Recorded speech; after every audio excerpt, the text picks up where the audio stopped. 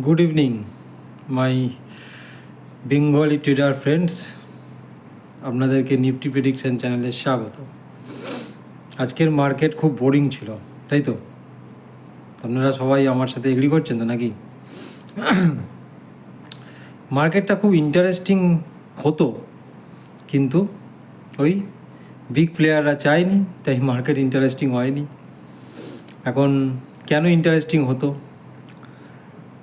World market যেখানে যেখানে share trading হয়, যে কোনো কান্ট্রিতে, ইচ অ্যান্ড এভরিওয়্যার, প্রত্যেকটা জায়গাতে মার্কেটে 1.5%, 2% করে গ্যাপ ডাউন হয়ে বন্ধ হয়েছে।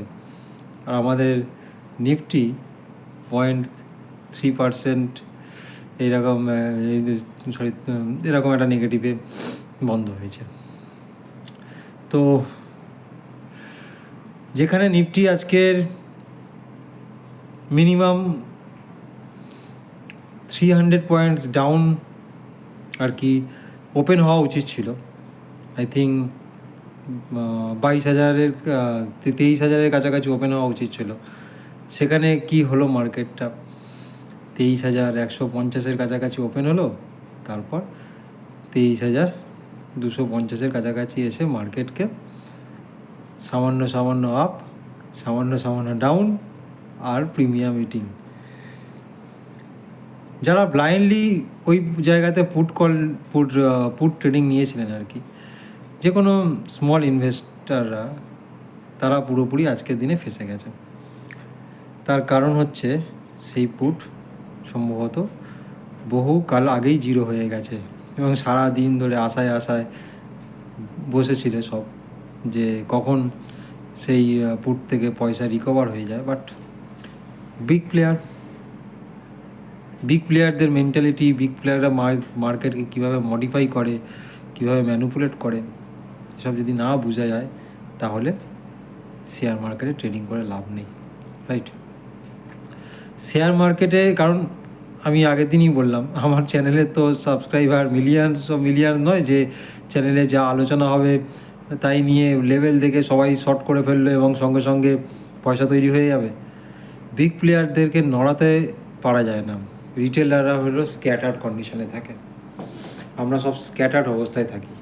তার জন্য কি হয়, বিগ প্লেয়ারদের মেন্টালিটি বোঝা খুব ইম্পর্ট্যান্ট হয়ে পড়ে শেয়ার মার্কেটে, রাইট?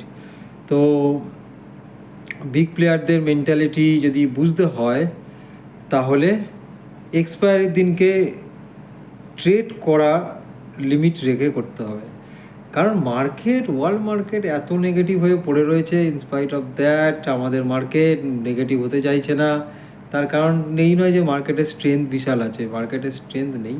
তাদের পজিশান এমনভাবে ফেসে রয়েছে যে তারা মার্কেটটাকে নেগেটিভিটির দিকে নিয়ে যাচ্ছে না। আমি খুব একটা বেশি আশ্চর্য হব না যদি কালকের মার্কেট ওপেনই হচ্ছে 22,800-তে। খুব বেশি আশ্চর্য হব না আর কি। আজকের দিনে যা সিনারিও রয়েছে, সমস্ত ওয়ার্ল্ড মার্কেটের যা কন্ডিশান, তাতে নিফটিকে কালকে 22,800 বা 22,900 এরকম জায়গাতে ওপেন হওয়া উচিত, আর ক্লোজিং অন্তত 23,000-এর তলায় হওয়া উচিত। তবে আর কি ঠিকঠাক মতন ফিনান্সিয়াল অ্যাক্টিভিটিস হচ্ছে মার্কেটে, এটা বোঝা যাবে। আর বিগ প্লেয়াররা তো কোনো অপরচুনিটি মিস করে না। আজকের যে কন্ডিশানটা হওয়ার কথা ছিল, সেটা ওরা কালকে নিয়ে যাবে, ঠিক আছে? তো আমাদের সেইভাবে বুঝে শুনে ট্রেড করতে হবে। যদি আপনার কালকের মার্কেট ওপেন হয় 23,200-তে ওপেন হয়, এবং মার্কেট যদি চুপচাপ এক জায়গায় কন্ডিশনে দাঁড়িয়ে থাকে, কিছু ভাবা চিন্তা আগে, আমি তো ভাই 23,200-র একটা পুট নিয়ে বসে থাকবো।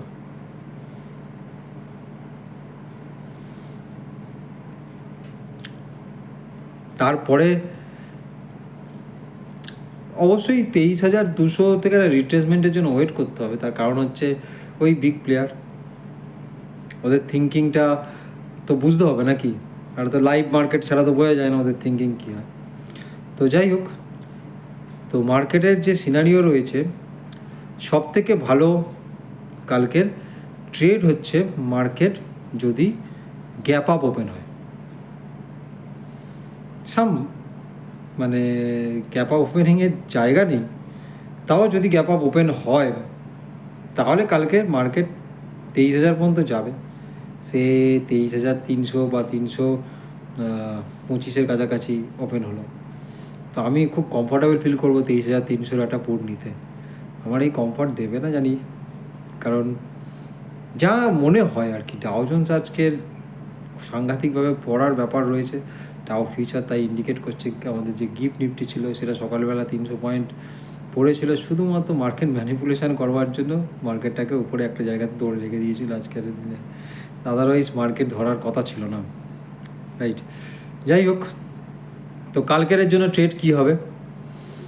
কালকের জন্য ট্রেড নেব তো শুধুমাত্র পুটেই নেওয়া উচিত, এবং সেটা একটা পজিশন যদি মার্কেট 23,325-এর কাছাকাছি আসে তাহলে আমি কমফর্টেবল ফিল করব 23,300 পুট নেওয়ার সাথে সাথে একটা প্রোটেকশান রাখবো 23,400 একটা কল কিনে নেবো, ঠিক আছে, প্রোটেকশান হিসাবে। কারণ মার্কেট যদি পড়ে, অনেক পড়বে, লং স্ট্রেডেলে যাব, এবং কালকে তুলব না, নেক্সট উইকে তুলব। আর যেহেতু নেক্সট উইকে ওভারনাইট পজিশান রাখবো, তাই আর কি একটা হেজ করে রাখা দরকার, একটা কলের পজিশান অবশ্যই নেওয়া দরকার। যদি মনে হয় প্রথমে 23,300 পুট নিলাম, নেওয়ার পরে মার্কেট ডাউনও হয়ে গেল, তারপর একটা কল নিয়ে নেবো 23,350 বা 23,400, এবং এটা অনেক পয়েন্ট দেবে। উপরের দিকে মার্কেট যাবে না, মার্কেট তো যেতে হবে এখন তলাতেই। আর যদি কালকের 22,800 ব্রেক করে, তো কালকের আর পরশুদিন মানে সোমবার পুরো মার্কেট একদম 22,500 পর্যন্ত যাওয়ার পুরো জোগাড় করে নেবে, যদি ব্রেক করে তো, ঠিক আছে। 22,800 খুব সম্ভবত কালকে ওপেন হওয়া উচিত 23,000-এর কাছে, কিন্তু এখন কি হয়, এর তো সিস্টেম আলাদা। মার্কেটে আজকের আর কালকের এই দুদিনে মিলে মিনিমাম 500-550 পয়েন্ট ডাউন হওয়া উচিত ছিল। আজকের যদি চলে যেত 22,800 বা 900-র কাছাকাছি, আর কালকের 22,700 কাছাকাছি হওয়া উচিত ছিল, তাহলে পুরো সিস্টেমটা ঠিকঠাক জায়গায় থাকতো ওয়ার্ল্ড মার্কেটের সাথে। কারণ ফিনান্সিয়ালি এই যে ট্রাম্প আছে, এ ভদ্রলোক কখন কী করবে নিজেও জানে না, আর করে ফেলে। তারিফের ব্যাপার স্যাপার বলে দিয়েছে, ইন্ডিয়াতেও তারিফ আছে, ঠিক আছে। তো মার্কেট তো পড়াই উচিত আর কি, রাইট? যাই হোক, ট্রেড করুন, এবং বিগ প্লেয়ারদের পজিশান মেন্টালিটি আমি বারবার করে বলে দিচ্ছি যে আজকে যেরকম কোনো ট্রেডই ছিল না, আমি কোনো ট্রেডই নিইনি, সারাদিন ধরে ধরে বসে বসে শুধু মার্কেট দেখে গেলাম, কোনো ট্রেড নিয়ে নিতে পারিনি, ঠিক আছে। তো কারণ ম্যানিপুলেশান মার্কেটের এখান থেকে কি আছে, হয় কদিন ট্রেড করলাম না, তো ম্যানিপুলেশানটা যখন বোঝা যাচ্ছে তখন তো সেখানে ঢুকেলাম। যদি ম্যানিপুলেশান না হতো তাহলে আজকের মার্কেট মিনিমাম 300 পয়েন্ট মানে 23,000-এর তলায় ক্লোজিং দিত, এবং কালকে 22,700 ওপেন হতো। এখন বলা যায় না যে হঠাৎ করে দেখা গেলো দুদিনের সিস্টেমটা কালকে 22,700-র কাছাকাছি ওপেন দিল। যদি 22,700 বা 22,800-র কাছাকাছি ওপেন হয়, ইনিশিয়ালি তো কোনো ট্রেড নেই, ওয়েট ফর দ্য রিট্রেসমেন্ট। 23,000-এ আসবে, 23,000 এলে তারপরে। আর যদি 22,200-র কাছাকাছি ওপেন হয়, ভালো জিনিস, 22,200 পুট নেওয়া যেতে পারে। কিন্তু যা কন্ডিশন দাঁড়াচ্ছে, যেভাবে মার্কেটকে নিয়ে খেলাচ্ছে, তাতে করে পজিশানে একটু হেজিং করে রাখলে প্রফিট কম হবে, কিন্তু লস হওয়ার পসিবিলিটি কমে যায়, ঠিক আছে।